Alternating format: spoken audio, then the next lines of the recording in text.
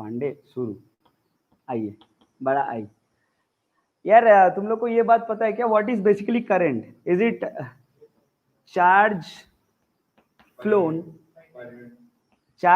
या फिर charge transferred per unit time, है ना? क्या इसको बेसिक एकदम सिंपल लेक्चर है आज का, but yet the most important class. आज का क्लास सबसे सिंपल और सबसे इंपॉर्टेंट है क्योंकि कहानियों में भर्ती है, ठीक है? फर्स्ट क्लास है, बेसिक क्लास है, तो कहानी तो हो गई। सो प्लीज सबको ही थोड़ा ध्यान दो, ठीक है? सो अगर क्या हम लोग इस आई को लिख सकते हैं अपन D Q by D T, लिख सकते हैं ना? ये सारी बातें वापस चालू हो जाएंगी। यार करंट को आप लिख सकते हो D Q by D T, या फिर हम लोग करंट को ऐसा भी लिख सकते हैं क्या, I equals to delta Q upon delta T.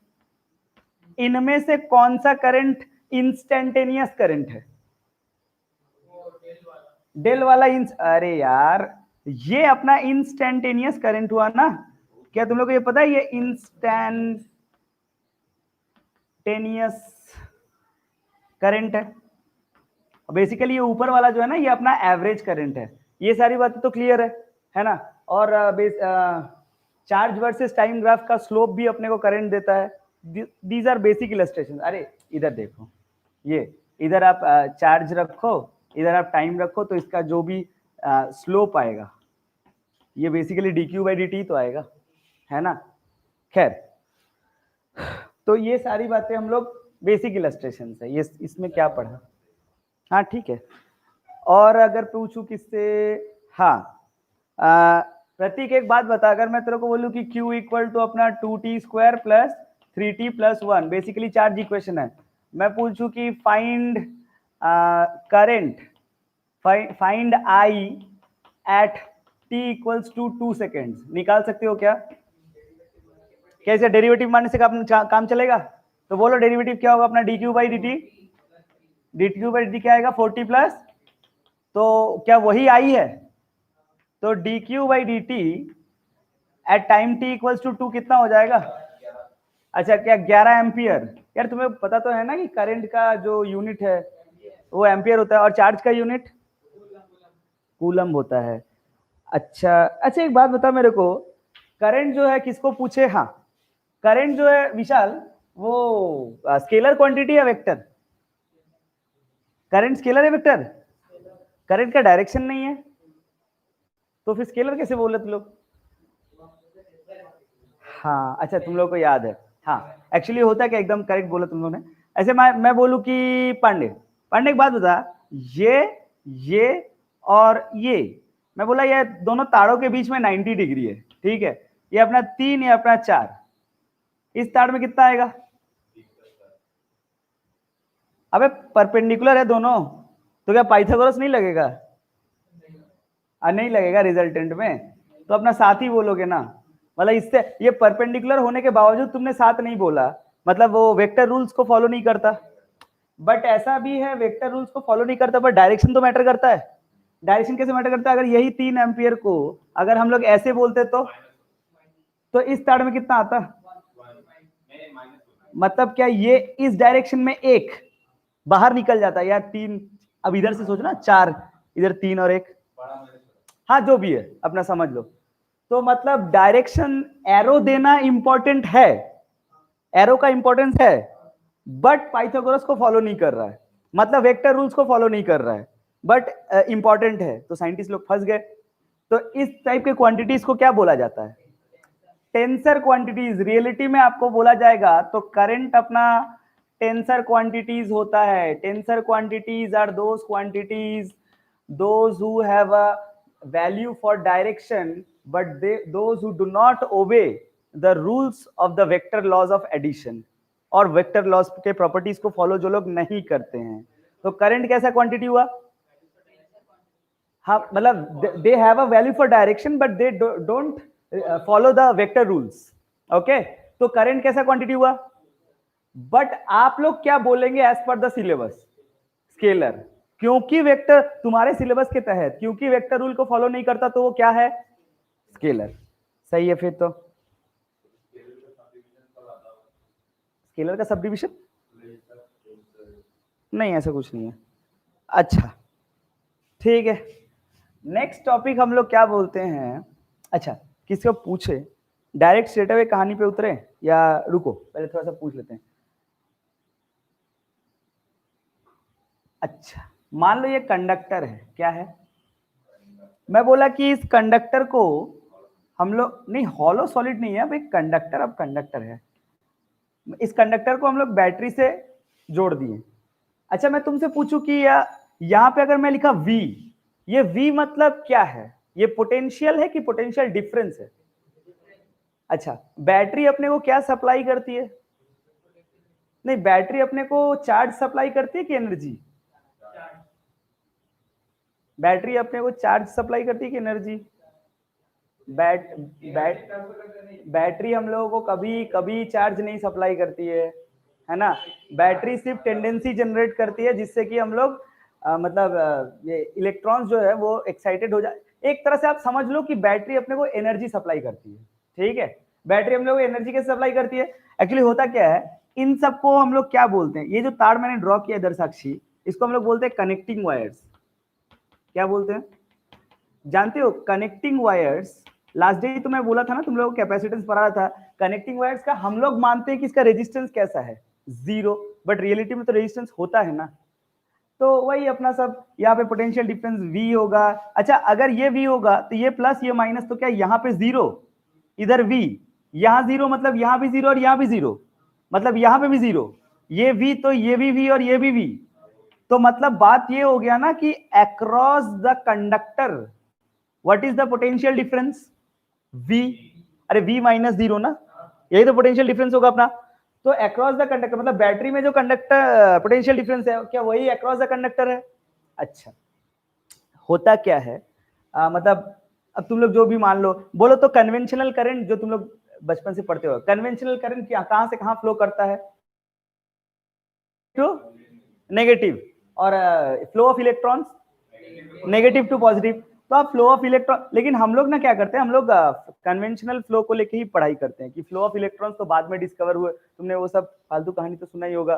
वो पहले ये बंदा बेंजामिन फ्रैंकलिन जो था, वही गुड्डी बिजली नहीं रिपीट कर रहा हूँ वो सब कहानी। तो वो बंदा बोल के चला गया कि पॉजिटिव टू नेगेटिव फ्लो होता है। और तो उसके बहुत दिनों बाद हम लोग कैथोड रे एक्सपेरिमेंट किए। कैथोड रे एक्सपेरिमेंट सुना है क्या? वो एटॉमिक स्ट्रक्चर वगैरह में बताते हैं, पता नहीं क्या क्या। कैथोड रे एक्सपेरिमेंट किए तो उसमें अपने को पता चला। हाँ ठीक है, कोई चाप नहीं है, कहानी सुन। आज का कहानी पूरा फुल कहानी है आज, ठीक है। कैथोड रे वगैरह एक्सपेरिमेंट किए तो उसमें पता चला अपने को कि इलेक्ट्रॉन भी होते हैं। Electrons are basically negative charges, they produce electric field. तो मतलब पूरा एकदम रिवोल्यूशन छा गया फिजिक्स की दुनिया में कि यार इलेक्ट्रॉन्स को पता चला कि वो नेगेटिव टू पॉजिटिव दौड़ता है। तो इलेक्ट्रॉन्स, और ये भी प्रूव हो गया कि बेसिकली इलेक्ट्रॉन्स ही है जो करंट का मतलब करंट जिसमें जो चार्ज कैरियर, जो चार्ज बोला जाता है, they are nothing but the flow of electrons. अब सब परेशान हो गए कि यार हम लोग तो शुरू से इलेक्ट्रिसिटी पढ़ते हुए आ रहे हैं कि पॉजिटिव टू नेगेटिव, और इधर अपने को पता चल रहा है कि करंट के अंदर जो भी चार्जेस है वही चार्जेस तो इलेक्ट्रॉन्स है, और वो पता चल गया नेगेटिव टू पॉजिटिव। अब क्या किया जाए, साइंटिस्ट लोग फंस जाते हैं। और जब भी साइंटिस्ट लोग फंस जाते हैं तो दूसरा नियम बना देते हैं, उनका बाप का राज चलता है। तो फिर उन्होंने क्या किया, हाँ नहीं ये बात सच है, हम लोगों के ऊपर लोड आ जाता है। उन्होंने क्या किया, 2 रास्ते मानो। ये नहीं बोलेंगे कि वो गलत है, वो बोलेंगे 2 रास्ते मानो कि अगर तुम लोग सर्किट को कैसे देख रहे हो, इलेक्ट्रॉन फ्लो के ओर से देख रहे हो या फिर कन्वेंशनल करंट। अगर कन्वेंशनल करंट देख रहे हो जो कि गलत है पर वो मानेंगे नहीं ठीक है, तो वो पॉजिटिव टू नेगेटिव, ठीक है, हाँ जो भी है। और अगर मान लो इलेक्ट्रॉन फ्लो देख रहे हैं तो वो नेगेटिव टू पॉजिटिव, यही है ना, ठीक है। वैसे तुम्हें ये तो पता है ना कि इलेक्ट्रॉन नेगेटिव टू पॉजिटिव जाएगा, क्योंकि यहाँ पे एक्सेस ऑफ इलेक्ट्रॉन्स होता है, उधर डेफिशिएंसी होता है, सारे भाग जाते हैं, सब फालतू कहानी सब, ठीक है। तो अपना यही सब कहानी है। अच्छा, तो होता क्या है, अच्छा अब यहाँ पे एक और कंसेप्ट निकला कि अगर मान ले हकीकत में, अच्छा कन्वेंशनल फ्लो ऑफ करंट जब होता है ना, तब कोई भागता है क्या? कन्वेंशनल फ्लो में कोई भागता है क्या? हकीकत में कौन भागता है? अरे हकीकत में फ्लो ऑफ इलेक्ट्रॉन भागते हैं, और वो किधर से किधर भागते हैं, नेगेटिव टू पॉजिटिव। लेकिन अब वो लोग तो मानते हैं कि कन्वेंशनल फ्लो में पॉजिटिव टू नेगेटिव भागते हैं, डबल फंस गए। तो उन्होंने एक ऐसा पार्टिकल इन्वेंट किया जो उनका बात को मतलब उसका उनका बात का प्रूफ दे, उसको बोला गया पॉजिट्रॉन। नाम सुने हो क्या? अरे केमिस्ट्री वगैरह में सुना होगा पॉजिट्रॉन। अरे पॉजिट्रॉन सुना है क्या? ये पॉजिट्रॉन होता क्या है? इलेक्ट्रॉन का बिछड़ा हुआ भाई, ठीक है। इलेक्ट्रॉन, हाँ मॉर्निंग नहीं इवनिंग है वो, खैर नहीं। अरे इलेक्ट्रॉन तो ऐसे लिखते हो ना, इलेक्ट्रॉन का मास होता है, इलेक्ट्रॉन का चार्ज होता है नेगेटिव या पॉजिटिव। अभी सोच ले कि पॉजिटिवली चार्ज इलेक्ट्रॉन, उसी को पॉजिट्रॉन बोलते हैं। है ये अपना साइंटिस्ट लोग का सोच, हाइपोथेटिकल क्रिएचर, क्योंकि उनको अपना बात साबित कराना है। तो फिर उन्होंने क्या बोला कि इधर से अगर इलेक्ट्रॉन भागते हैं, इधर से पॉजिट्रॉन भागते हैं। अरे बात तो वही हुआ ना। अगर मान लो फिर हम लोग सोचेंगे ना कि ये प्लस चार्जेस है, मतलब एक तरह से, हालांकि बकवास है, टोटल बकवास, ठीक है, लेकिन मानने का तो मान ही सकता है कि इधर एक्सेस ऑफ पॉजिटिव चार्जेस है। अबे पॉजिटिव चार्ज कभी भागा है क्या? एक एटम को देख लो, प्रोटॉन किधर होता है? न्यूक्लियस में। तुम आगे सेमीकंडक्टर फिजिक्स पढ़ोगे और आगे जाके पढ़ोगे ना, तुम्हें पता चलेगा साला प्रोटॉन होता ही नहीं है, प्रोटॉन नाम का कोई चीज ही नहीं है। मानना तो पड़ेगा। क्यों मानना पड़ेगा? क्योंकि इलेक्ट्रॉन तो हकीकत में होता है और आउटर मोस्ट ऑर्बिट्स में होते हैं।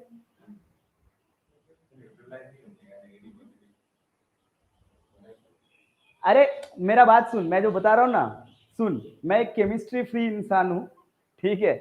मैं जो बता रहा हूं एकदम एक्यूरेट डेटा है, उसमें कोई दो राय नहीं है, हाईली थॉरली रिसर्च डेटा है, और तू कहीं पे भी ये सर्च कर सकता है, एकदम 100% सच है। साला सुनो ना, सुनो, साइंटिस्ट लोग अपने आप अपना राज चलाने में पूरा एक्सपर्ट है, ठीक है। उन्होंने क्या बोला कि इलेक्ट्रॉन्स तो उन्हें दिख गए, ठीक है। अब वो आउटर मोस्ट शेल में होते हैं, ऑर्बिट में होते हैं।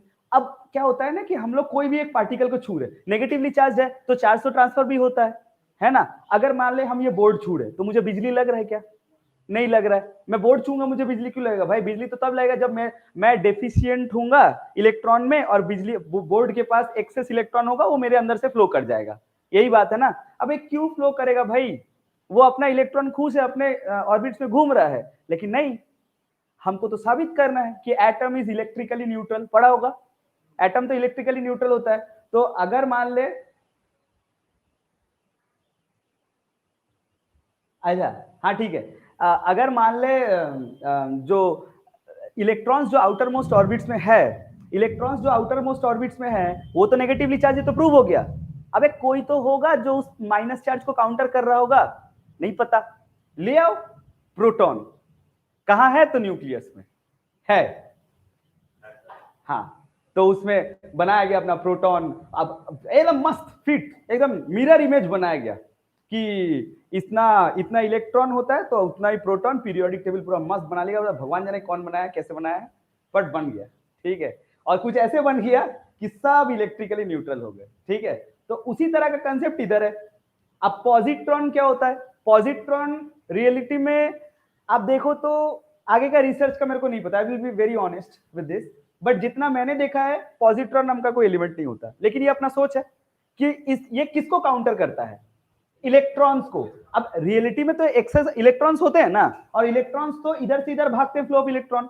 लेकिन जो कि साइंटिस्ट लोग पहले बोल चुके थे कि भाई कन्वेंशनल फ्लो होता है, जो पॉजिटिव टू नेगेटिव जाते हैं, अब उनका ईगो पे तो लग जाएगा, है ना। अब वो तो गलत नहीं हो सकते, तो महान है ना। हम लोग का गलती होता है, हम लोग तो सीबीएसई के बच्चे हैं, नंबर तो अपना कटेगा नहीं। तो वो बोले कि अब एक बकवास थ्योरी को सपोर्ट करने के लिए दूसरा ताबड़तोड़ बकवास, ठीक है, कि यहां पे मान लो कि ये एक्सेस ऑफ प्लस चार्जेस है, उसको क्या बोलते हैं? पॉजिट्रॉन। और वो पॉजिट्रॉन कैसा एलिमेंट है?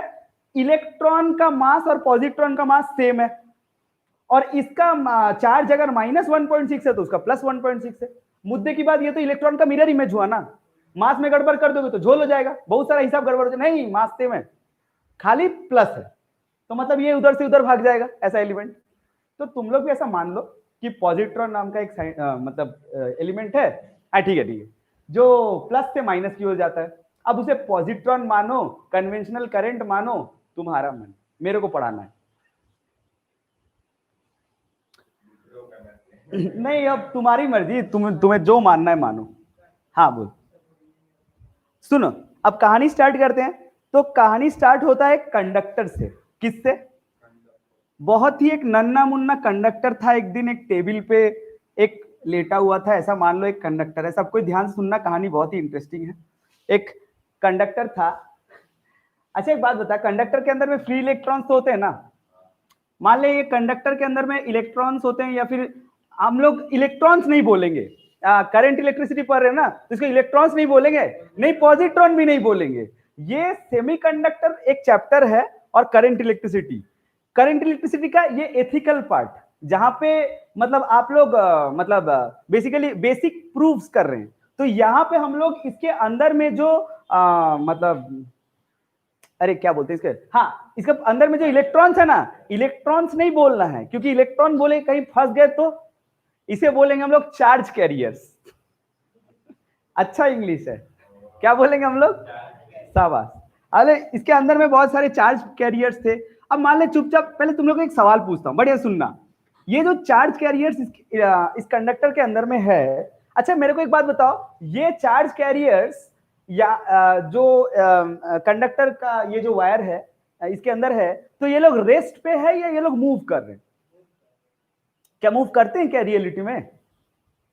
अरे एक तार काट के टेबल में रख दो यार, उसका माइक्रोस्कोपिक व्यू करो, तो तुम्हें क्या दिखेगा? उसके अंदर में तो चार्ज कैरियर्स होते हैं ना, वैलेंस इलेक्ट्रॉन्स। ले मैं बोल दिया इलेक्ट्रॉन, क्या हो जाएगा?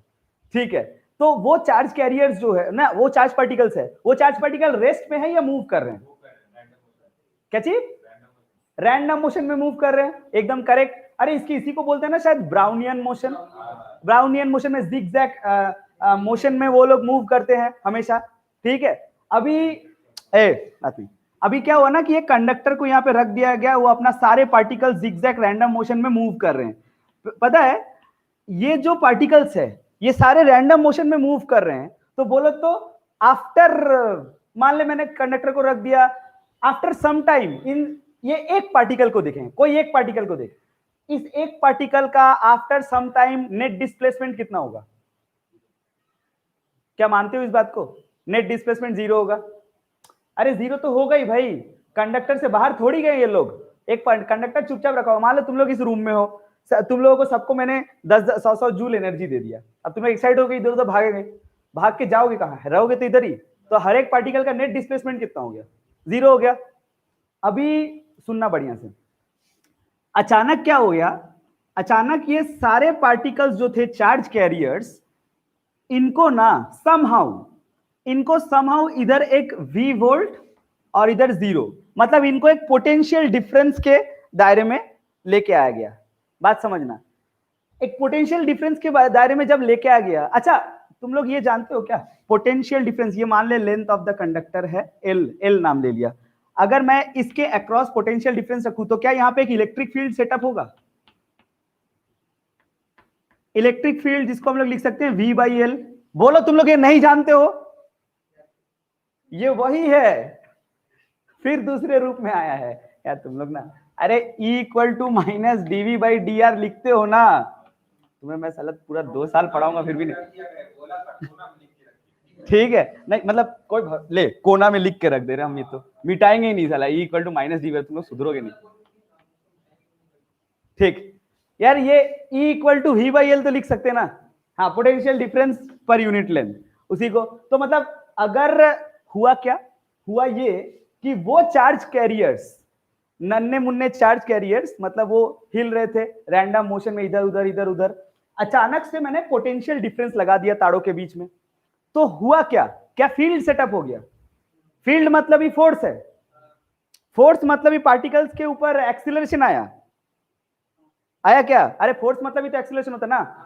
तो हुआ क्या, ये पार्टिकल मान लीजिए, सोचिए ये चौक, ये एक पार्टिकल ऐसे मूव कर रहा था। अचानक से कोई टान रहा है इसको, वे सारे पार्टिकल्स ना इधर थोड़ा सा घिसक गए। अब बोल, अगर मैं इस पार्टिकल को देखूं कि अगर पोटेंशियल डिफरेंस लगा दोगे तो इस पार्टिकल के ऊपर तो एक्सीलरेशन होगा, इस पार्टिकल के ऊपर फोर्स लगेगा, और ये पार्टिकल क्या मैं t टाइम बाद क्या देखूंगा? अच्छा ठीक है छोड़ना, वो E = -dV/dr लिखा हुआ है। क्या ये पार्टिकल थोड़ा सा ऐसे करके हिल जाएगा यहां पे? क्या अगर हिल जाएगा तो क्या थोड़ा सा डिस्प्लेसमेंट आ जाएगा? पक्का ऐसा आपके डिस्प्लेसमेंट आएगा ना, मैं देखूंगा आफ्टर 5 लाख साल मैं थोड़ा सा ऐसा 0 और यहाँ पे मतलब 0.01 वोल्ट लगा दिया, इतना कम वोल्ट की इतना कमजोर वोल्ट है, क्या बताएं। लेकिन फिर भी थोड़ा तो हिलेगा पार्टिकल। अब पार्टिकल थोड़ा सा हिल के यहाँ आ गया, अब मैं 10 वोल्ट लगा दूं, तगड़ा पार्टिकल, ये सारे इलेक्ट्रॉन्स जो मतलब जो चार्ज कैरियर्स है वो तो हिलते हिलते तार से निकल जाएंगे, इधर से यहाँ से कोई और कैरियर्स घुसेंगे, है ना, क्योंकि बेसिकली हम लोग एक क्रॉस सेक्शन को व्यू कर रहे हैं तार का, बात समझना, ठीक है। तो ये सारे चार्ज कैरियर्स निकल जाएंगे, ऐसे ही तो फ्लो करता है पूरा सर्किट में। मतलब बात को समझो कि यहाँ पे अगर बैटरी लगा दोगे, पोटेंशियल डिफरेंस समहाउ तुम कैसे क्रिएट करोगे, बैटरी लगा के ही ना, बैटरी लगा के। तो तुमने जब भी यहाँ पे बैटरी लगा दिया, अभी ये सारे इधर इधर मूव कर गए, और ये कौन मूव कर रहे हैं, अगर मैं बोल रहा हूं ये चार्ज कैरियर्स इधर जा रहे तो कौन है, इलेक्ट्रॉन की पॉजिट्रॉन, हाँ भाई ये अपना E+, हाँ ठीक है। तो ये सारे पॉजिट्रॉन्स इधर चले जा रहे हैं। मैं क्या बोला था, यहाँ पे दो कहानी चल रही है। पहला कहानी, जब आप पोटेंशियल डिफरेंस कंडक्टर के अक्रॉस नहीं लगाते हैं तब भी क्या पार्टिकल हिलते हैं, तब पार्टिकल जब हिलते हैं क्या डिस्प्लेसमेंट होता है, नेट डिस्प्लेसमेंट कितना है, मतलब क्या नेट एवरेज वेलोसिटी 0 है या एवरेज स्पीड 0 है, भाई साहब स्पीड बोल तो क्यों, क्योंकि अगर ये पार्टिकल का नेट डिस्प्लेसमेंट 0 है तो मतलब ये कहीं भी हिले घूम फिर के यही आएगा। और क्या वो डिस्टेंस ट्रेवल किया कि डिस्प्लेसमेंट, क्योंकि वो रैंडम मोशन में, रैंडम मोशन मतलब ही डिस्टेंस है, और डिस्टेंस मतलब ही तो स्पीड के दायरे में आया ना। हाँ तो उसका एवरेज स्पीड 0 है कि डिस्प्लेसमेंट 0 है, हाँ एवरेज स्पीड, स्पीड का स्पेलिंग क्या था, हाँ अरे सुनो तो बता रहा हूं ना, एवरेज स्पीड कैसे 0 है, एवरेज स्पीड ऐसे 0 है कि टोटल डिस्टेंस 0 है कि डिस्प्लेसमेंट, टाइम तो बीता है पर टोटल डिस्टेंस तो 0 है ना। अरे आई एम सो सॉरी, तूने सही बोला, एवरेज स्पीड नॉन 0 है, I am so sorry, average speed my mistake, average speed अपना नॉन 0 है, ठीक है ठीक है, हाँ डिस्टेंस कवर कर रहा है, डिस्प्लेसमेंट कवर नहीं कर रहा है, तो एवरेज स्पीड अपना नॉन 0 है। अच्छा एक बात बता, जितने भी सारे पार्टिकल्स है, जितने भी सारे पार्टिकल्स है, वो सारे पार्टिकल्स के एवरेज स्पीड बहुत ज्यादा है कि बहुत कम है, बहुत ज्यादा होगा, क्यों, क्योंकि क्या वो लोग बहुत डिस्टेंस कवर कर ले रहे यार, बहुत, तुमको पता है कि कितने सारे चार्ज कैरियर्स होंगे अप्रोक्सीमेटली, नहीं मैं क्या बोलता हूं, तुम लोग कॉपर वायर्स होते हैं ना, बताओ कॉपर का 1 ग्राम 1 मोल कॉपर, अच्छा कॉपर का मास, एटॉमिक मास कितना है, नहीं नहीं एटॉमिक मास पूछ रहा हूं ना, 63.5 AMU ऐसा कुछ कॉपर, मैं पूछ रहा हूं बस, हाँ 63 पॉइंट समथिंग होता है ना कॉपर का, हाँ तो सोचना कि मैं बोला कि 1 मोल, 1 मोल कॉपर, उसके अंदर में कितना एटम्स होता है, या फिर चार्ज कैरी जो भी 6.023 इंटू 10⁻23 होता है ना। अच्छा ये कितना ग्राम होता है, 1 मोल माने क्या 63.5 ग्राम, अच्छा 1 ग्राम मतलब 6.023 इंटू 10⁻23, बढ़िया से सुनना, अच्छा से फील आएगा यार, ये है क्या रे, क्या 1 ग्राम में कितना ठो चार्ज कैरियर है, यार ये बहुत बड़ा नंबर है, तो ध्यान से देख, 1 ग्राम तार, यार तुम्हारे घर में कॉपर वायर तो होगा ना, छोटा सा 1 ग्राम, कुछ भी नहीं होता, इतना सा कंडक्टर, इतना सा छोटा सा कैंची से कट जाएगा रे 1 ग्राम, तो उतना सा चार्ज कैरियर, उतना सा कंडक्टर के अंदर में इतना सारा पॉजिट्रॉन है। अरे यार वो एटम, आयंस, ये जो भी सबके लिए होता है, ये है ना, ये सबके लिए होता है, क्या हो जाएगा एटम के लिए 10-20 ग्राम इधर उधर कर देगा तो भाई 23 को 0 है, समझ रहा है, 23 को 0 है। हाँ मुझे पता है मेरा केमिस्ट्री बहुत सही है, बट फिर भी आप कंसेप्ट वाइज देखो ना 6.0 थे, ये 63.5 से डिवाइड करके भी क्या उखाड़ लोगे, एक ही जीरो कटेगा तो है ना। तो 22 को 21 को जीरो है, मजाक हो रहा है यहाँ पे। तो कितना सारा चार्ज कैरियर्स है। अभी बता एक एक चार्ज कैरियर कितना ज्यादा डिस्टेंस कवर कर रहा है। मैं पूरा अंदर तक जा रहा हूं, तुम्हें समझ आ रहा है क्या? एक एक चार्ज कैरियर बहुत ज्यादा डिस्टेंस कवर कर रहा है। उतने सारे चार्ज कैरियर जो डिस्टेंस कवर कर रहे हैं, तो बता एक चार्ज कैरियर के चलते तो डिस्प्लेसमेंट डिस्टेंस बाय टाइम होता है, तो सारों के चलते क्या बहुत बड़ा डिस्टेंस है? तो वो जो एवरेज स्पीड आएगा वो क्या बहुत बड़ा वैल्यू आएगा या छोटा वैल्यू? बहुत बड़ा वैल्यू आएगा। और सबसे इंपॉर्टेंट बात, वो जो एवरेज स्पीड है उसका अपना कोई काम नहीं है, उस एवरेज स्पीड का अपना कोई काम नहीं है, क्योंकि उसका हम लोग कुछ कर ही नहीं सकते। वो अपने मर्जी का मालिक है, वो खुद ही हिल रहा है, हमको नहीं पता, मेरे लिए नहीं हिल रहा है वो तो ठीक है, वो किसके लिए हिलता है वो वही जानता है। ब्राउनियन मोशन, ब्राउनियन साइंटिस्ट को जाके पूछो। हाँ बोल ना, अरे रुक अभी हमको पढ़ाने दे, अभी हमको पढ़ाने दे। तो समझ में आया कि एवरेज स्पीड का अपना कोई काम नहीं है। तो किस चीज का अपना काम है? फिर से अपना कंडक्टर, फिर से अपना पोटेंशियल डिफरेंस। अभी तू सोच, जब मैंने across the wire, across the conductor हम लोग पोटेंशियल डिफरेंस लगा दिए यार, जब नहीं लगाए थे तब क्या इसके बीच में डिस्प्लेसमेंट था? जब नहीं लगाए थे तब डिस्प्लेसमेंट था? नहीं था। अब जब लगा दिए तो क्या वो पोटेंशियल और इलेक्ट्रिक फील्ड और फोर्स के चलते वो थोड़ा सा हट जाएगा? क्यों क्यों क्यों? क्योंकि फोर्स लग रहा है तो उसके अंदर में तो एक्सीलरेशन आएगा। अभी कितना भी आप पार्टिकल को रेस्ट पे मान लो, हालांकि वो रेस्ट पे था क्योंकि वो घूम घाम के एक ही जगह आ जाता है ना, तो पार्टिकल को रेस्ट पे था तो यू उसका जीरो मान सकते हैं, काइनेमेटिक्स है ना। कितना भी पार्टिकल को आप रेस्ट पे मानो, एक्सीलरेशन आया मतलब तो हिलेगा ही, आफ्टर कुछ समय बाद तो उसका वेलोसिटी चेंज होगा ही। तो वो मतलब वेलोसिटी में चेंज आएगा मतलब ही पार्टिकल हिला है। तो मैं मानता हूं यहां से पार्टिकल यहां हिला। अब सुनना बढ़िया से, पार्टिकल यहां से यहां हिला, ये जो डिस्प्लेसमेंट है, ये डिस्प्लेसमेंट बहुत बड़ा होता है कि बहुत छोटा? यार ये बहुत छोटा डिस्प्लेसमेंट होता है। आप समझो कि हुआ क्या, ऐसे मेरा उंगली तो देखना यहां पे, हुआ क्या, रैंडम मोशन भी है, ब्राउनियन मोशन भी है और पोटेंशियल लगाया हुआ है। तो मतलब ऐसा होगा जब नहीं लगाते थे you you you you you you you you you you you यहां, अब जब पोटेंशियल लगा दिया यहां पे देखना you you you you you you you you you you, यहां थोड़ा सा हिल गया। अब ये जो हिला ये किस लिए हिला? पोटेंशियल के चलते। क्या यहां डिस्प्लेसमेंट है? ये डिस्प्लेसमेंट उस डिस्टेंस के कंपैरिजन में बहुत बड़ा बहुत छोटा? बहुत छोटा है, पर है तो, पर डिस्प्लेसमेंट है तो क्या कुछ समय बाद वहां पे वेलोसिटी भी होगा? वो वेलोसिटी को हम लोग बोलते हैं ड्रिफ्ट वेलोसिटी। नाम सुना है क्या? Drift velocity. ये जो डिस्प्लेसमेंट हुआ, इस डिस्प्लेसमेंट को हम लोग बोलते हैं लैम्डा, या फिर इसका नाम होता है मीन फ्री पाथ।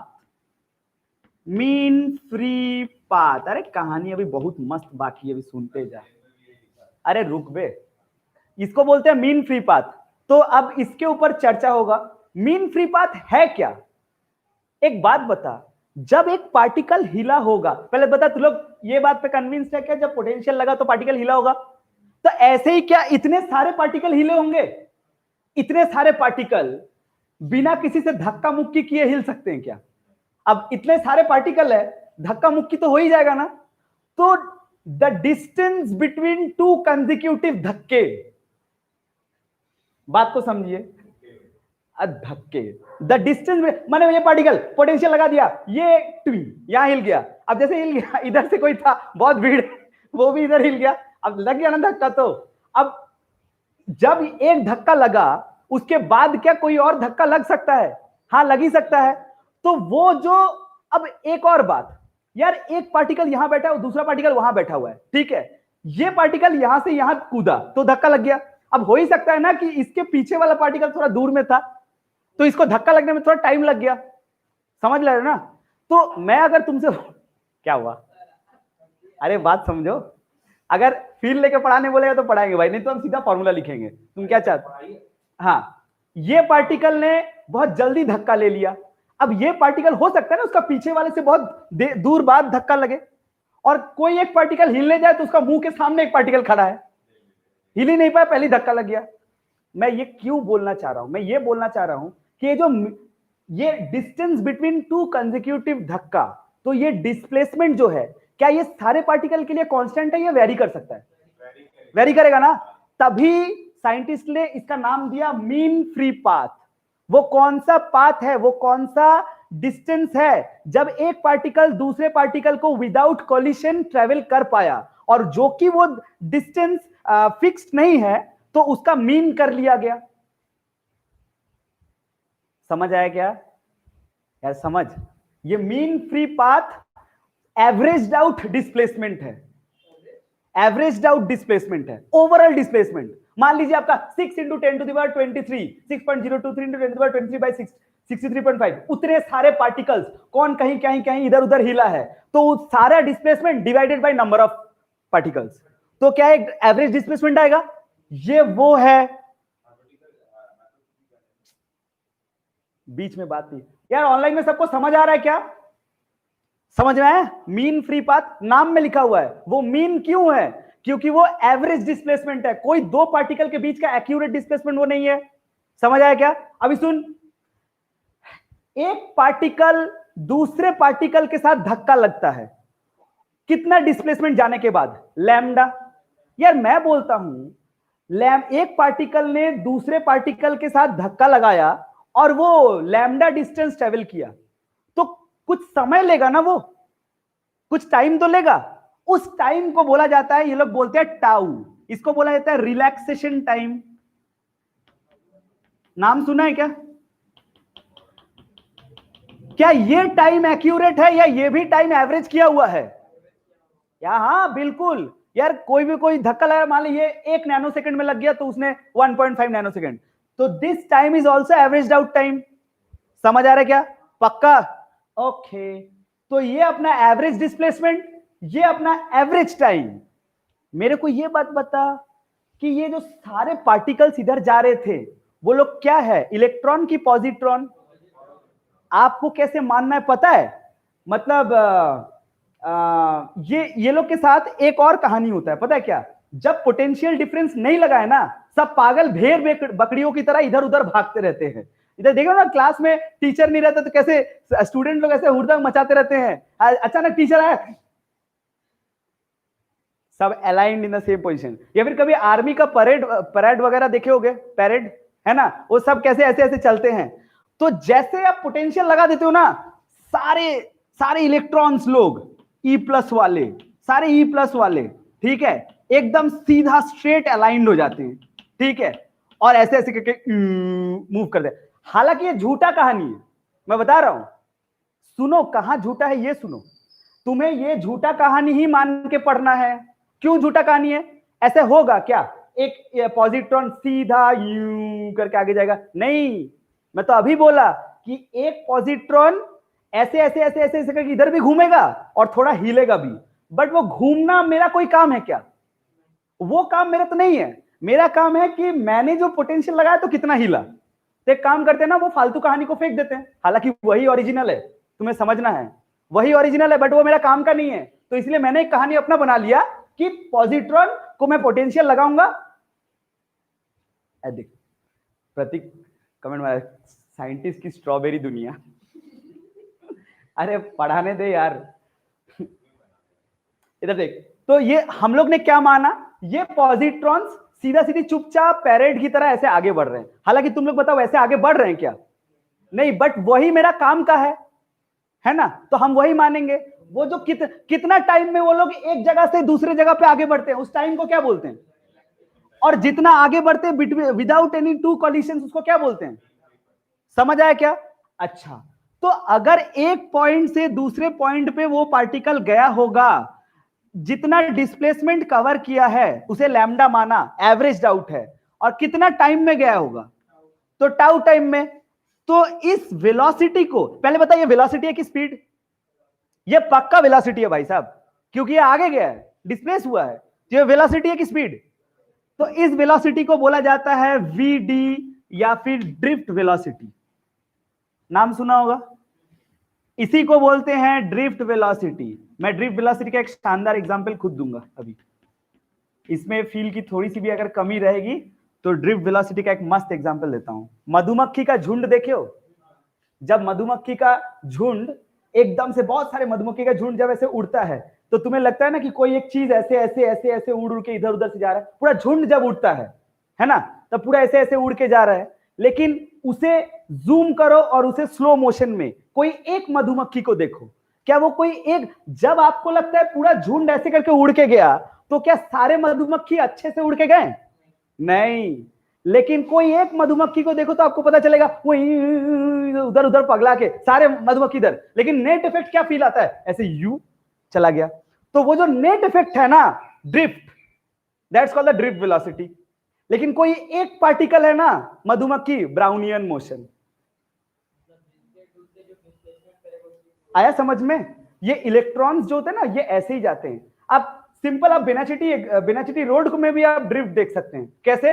आप एकदम से कोई बड़ा टावर पे चढ़ जाइए, या फिर टावर पे आप चढ़े जाइए ना, तो आपको दिखेगा स्टील मार्केट से भिड़िंगी तक एक क्राउड ना पूरा ऐसे जा रहा है, दैट्स द ड्रिफ्ट।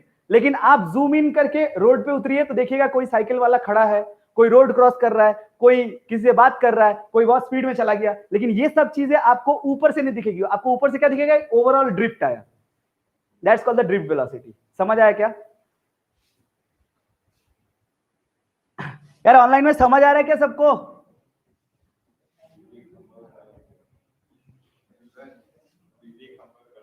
क्या चीज यार तू?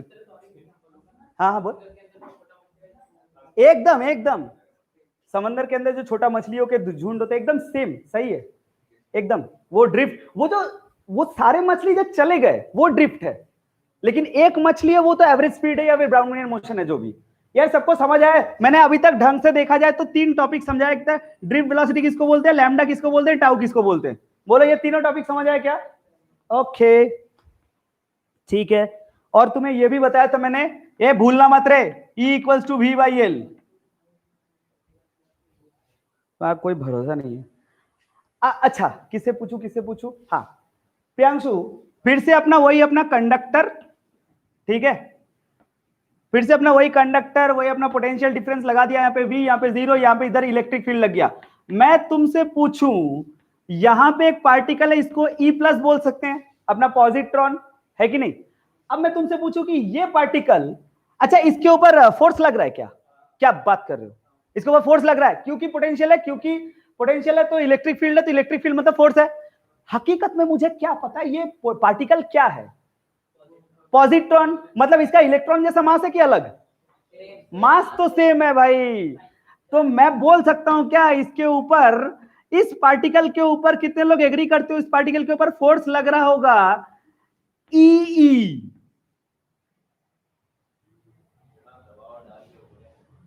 अरे ई हट, इलेक्ट्रिक फील्ड इनटू चार्ज। आज देखो मैंने तुम लोग, हाँ क्या इसके फोर्स लग सकता है? ई। हाँ ठीक है, अबे तुम्हें तो ये भी नहीं समझ आ रहा तो मैं क्या करूं। अच्छा इसके ऊपर एक्सीलरेशन लग सकता है क्या? E/m। शाबाश, है ना? अब मेरे को ये पता करना है कि ये पार्टिकल दो सक्सेसिव कोलिशंस के बीच में कितना आगे गया, मतलब क्या डिस्प्लेसमेंट था। तो हम लोग चाहे तो वो डिस्प्लेसमेंट भी निकाल सकते हैं क्या? वो कैसे? अरे काइनेमेटिक्स भाई, S = UT + ½ लगा दे, क्या दिक्कत है? ये S = अपना U × T की tau, U tau plus half into, इसी को लिख सकते हैं क्या, E/m × टाउ²। या सही लिखा क्या यार? ये तुम लोग ये मानते हो कि ये जो S है ना, ये S ठो ही लैम्डा है? हाँ मैं तुम लोगों से पूछ रहा हूं, S लैम्डा है क्या? हाँ, क्योंकि यही तो दो सक्सेसिव कोलिशन के बीच में, ये तो मीन फ्री पाथ है। तो और U 0 है, U क्यों 0 है? क्योंकि जब पोटेंशियल नहीं लगाता तब उसका डिस्प्लेसमेंट 0 था, मतलब वो तो U तो रेस्ट पे माना जाएगा ना। रेस्ट पे मानोगे या ये पार्टिकल ऐसे ऐसे घूम रहा था बोल के रेस्ट पे नहीं मानोगे? मानोगे ना, वरना एक दूसरा थ्योरी दूंगा फालतू, तुम्हारा कोई भरोसा नहीं। तो इसको क्या लिखा जा सकता है? Half into E/m × टाउ²। अच्छा ठीक है, तो E, अच्छा E कैसे लिखते हैं? E टाउ² / 2m। यार E को लिख सकता हूं V/L,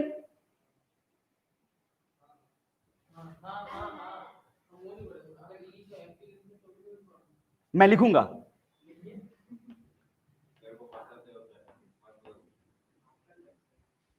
हाँ हाँ ठीक है, E tau square by 2m into अपना V/L,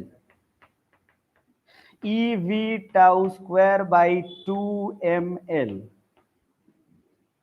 मीन फ्री पाथ का कंक्लूजन उतार ले।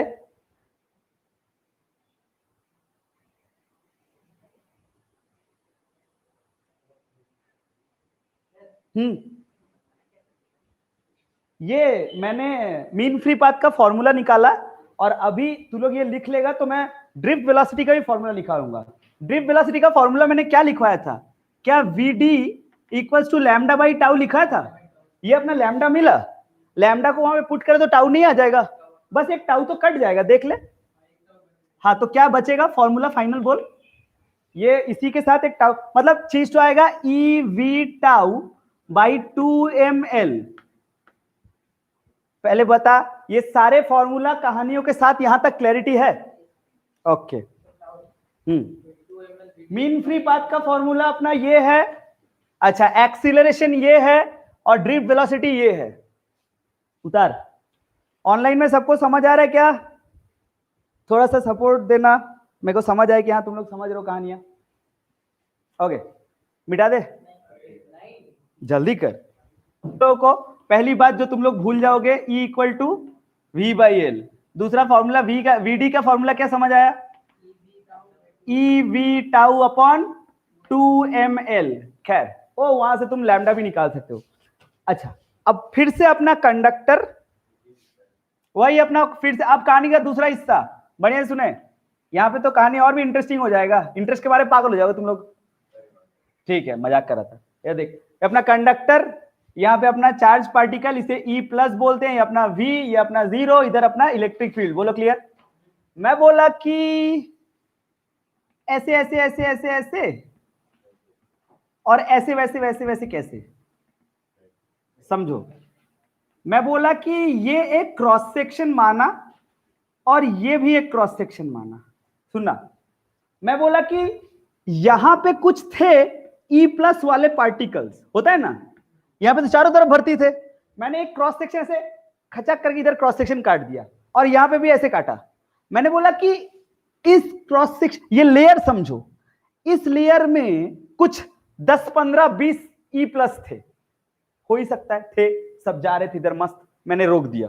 मैंने बोला कि इस लेयर पे थे, इस लेयर से इस लेयर पे जाने में मैं बोला कि वो लोग dt टाइम लगाते हैं। कितना dt टाइम लगाते हैं? अच्छा वैसे तुम्हें n का एक फॉर्मूला नहीं पता है, ये इसमें तुम्हें ऐसा याद रखना है, व्हाट इज n, इसको लिख लो फटाक से, उसके बाद कहानी आगे बढ़ेगा। n is the number of charge carriers, इसे लिखे number of charge carriers per unit volume.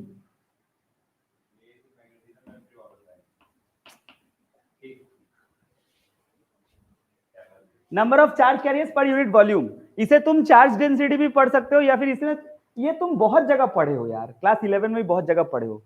ठीक है, number of charge carriers per unit volume, ये स्मॉल n। अब मैं तेरे को बोलूं, लिख लिया फॉर्मूला?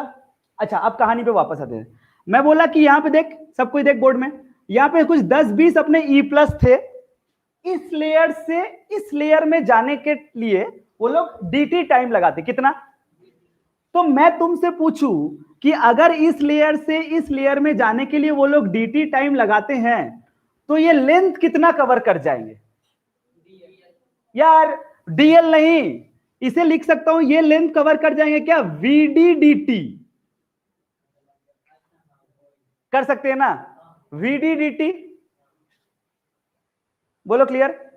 अब मैं बोला कि तो जब ये कुछ सारे पार्टिकल्स यहां से लेके, सुनना बढ़िया से, मैं पूछा कि ये सारे पार्टिकल्स यहां से लेके यहां चले जाएंगे, तब टोटल यहां से यहां के बीच में कितने चार्ज होंगे?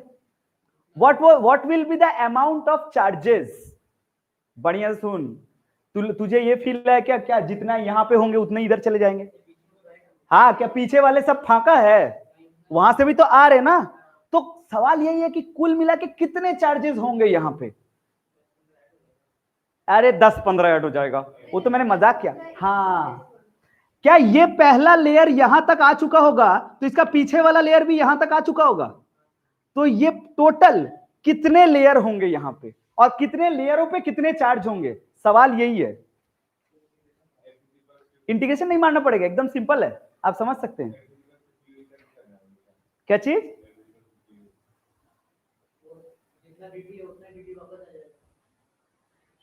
अच्छा एक बात बता, बढ़िया सुनना,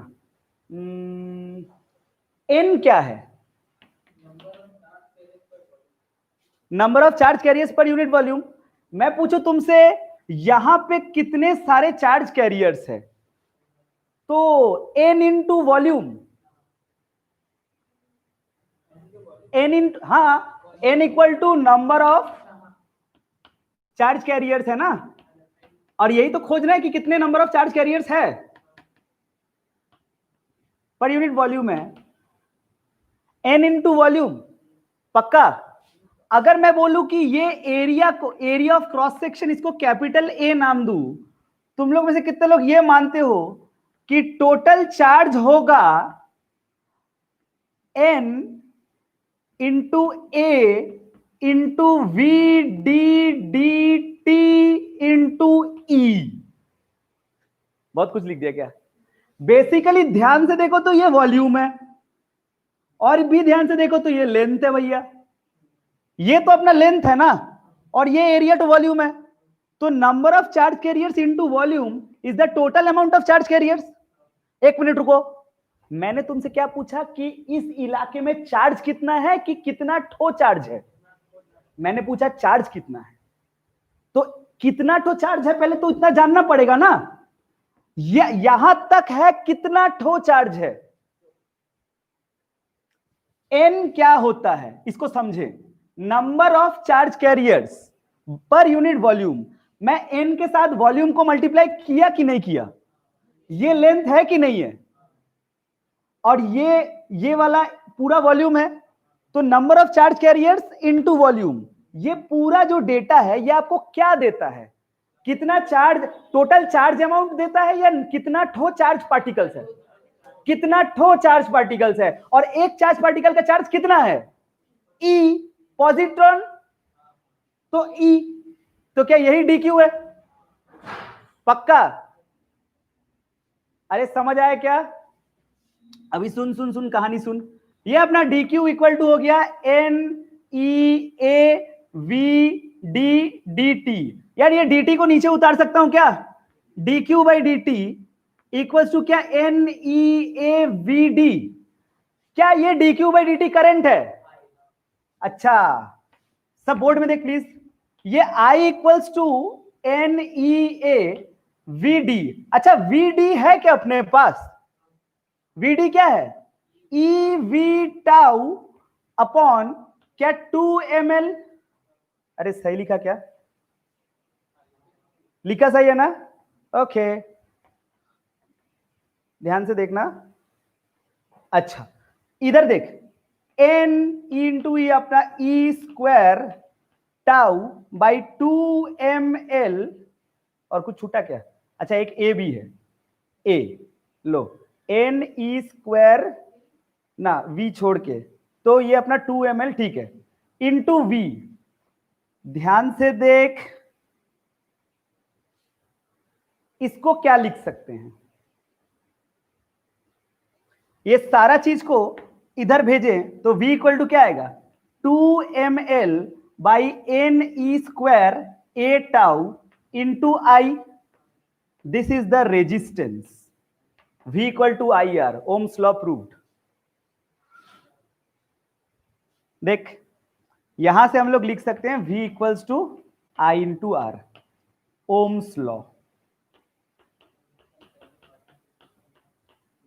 यार कहानी पूरा क्लियर होना चाहिए यार, नहीं तो मजा नहीं आएगा। कहानी पूरा क्लियर है क्या? अरे कहानी अभी भी बाकी है। मजा आएगा जीवन में तेरे को। हाँ, तो वो फॉर्मूला क्या है अपना, v equals to 2ml upon NE square A tau into I. देख तो जरा, यही है ना फॉर्मूला। इसको हम लोग बोले रेजिस्टेंस। क्यों ऐसा रेजिस्टेंस बोले?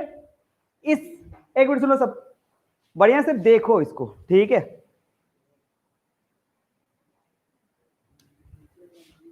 इसको बढ़िया से देख। m मतलब mass of the charge particle और वट एवर द पॉजिट्रॉन। क्या mass of the particle constant है? क्या length of the conductor constant है? क्योंकि अपने लिया है। अच्छा, area of cross section constant है। रिलैक्सेशन टाइम, चार्ज, अरे कांस्टेंट है भाई, 1.6 ही तो लोगे ना, प्लस सी सही। N number of charge carriers, N का वैल्यू, अरे सब कांस्टेंट है भाई। नंबर ऑफ चार्ज कैरियर्स काहे कांस्टेंट नहीं होगा? यहाँ पे ध्यान से देखो तो सब का सब कांस्टेंट है। और अपने को तो ओम्स लॉ से ये पता भी होता है ना कि v by I equal to constant. यही कांस्टेंट तो ये है जिसको हम लोग बोले रेजिस्टेंस। बोलो समझ आया क्या? अब सुन, यहां पे भी बहुत सारी बातें हैं। वो बात क्या है? तो रेजिस्टेंस अपने फॉर्मूले में दिमाग में आया कि 2ml upon NE square A tau. अब बहुत ध्यान से देख इस फॉर्मूले को, इस फॉर्मूला को देखेगा तो तेरे को पता चलेगा कि कंडक्टर का लेंथ क्या तेरे ऊपर डिपेंड करता है? क्या कंडक्टर का एरिया तेरे ऊपर डिपेंड करता है? Mass of an electron, mass of the charge particle किसके ऊपर डिपेंड करेगा? क्या वो, सुन सुन सुन, क्या वो मतलब तुम कैसा, मतलब तुम कितना लंबा या चौड़ा तार ले रहे हो, तुम्हारे तार के, तुम्हारे कंडक्टर के डायमेंशन के ऊपर क्या मास डिपेंड करता है या नेचर ऑफ द मटेरियल? क्योंकि तुम कॉपर ले लो या आयरन, वो तुम्हें पता होगा ना। बात समझ में आ रहा है? तो आप ध्यान से देखो तो आपको पता चलेगा। इस ए को अगर मैं यहां लिखूं ना, टाउ को यहां और ए को यहां, this is the hardcore property of the material. This is the hardcore property of the material. तुमने कैसा चार्ज पार्टिकल लिया, उसका मास क्या है, उसका नंबर ऑफ चार्ज कैरियर्स क्या है, उसका रिलेक्शन टाइम क्या है, ये तो टिपिकल कंडक्टिंग मटेरियल के ऊपर डिपेंड करता है, ना कि उसका डायमेंशन के ऊपर। इसको बोला गया रो, पढ़ा होगा सब, रेजिस्टिविटी बोलते हैं इसको, ऑफ द पार्टिकल, जो भी बोलो आप। यहां से फॉर्मूला निकला R equals to rho l upon A. समझ आया क्या? पॉजिट्रॉन, तो नहीं, वो तो ऐसे भी कांस्टेंट है, वो तो जीवन भर कांस्टेंट है, पर आपका रिलैक्सेशन टाइम और number of charge carriers depend करेगा। Number of charge carriers depend करेगा आपका, है ना, आयरन ले रहे की copper. So these are the hardcore property of a material. These properties does not depend upon the dimensions, है ना। किसको? अरे तो ये कांस्टेंट है ना। कौन दोनों? ये डायमेंशनल कांस्टेंट्स है। आप कितना चौड़ा तार ले रहे, कितना लंबा तार ले रहे, वो आपके ऊपर निर्भर है ना, वो आप चूज कर रहे हैं। लेकिन ये मीडियम डिपेंडेंट है। और रो हमें क्या पता होता है? रो तो depends upon the nature of the material ना। तो बस रेजिस्टेंस, अरे ये फॉर्मूला सबको पता तो है।